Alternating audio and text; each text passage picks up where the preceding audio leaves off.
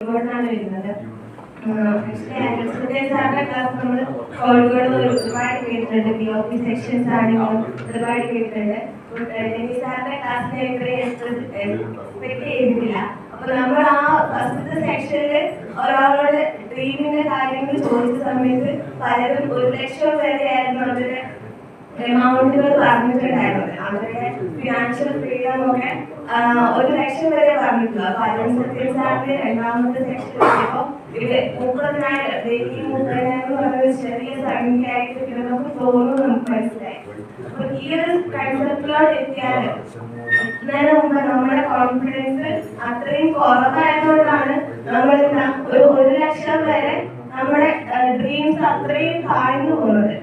ഇപ്പൊ ഇങ്ങനെ ഒരു വലിയൊരു കൺസെപ്റ്റിലോട്ട് എത്തുമ്പോൾ നമ്മളുടെ ഓപ്പർച്യൂണിറ്റി കൂടുന്ന സമയത്ത് നമുക്ക് ഉറപ്പായിട്ട് നമുക്ക് ചിന്തിക്കാൻ പറ്റും.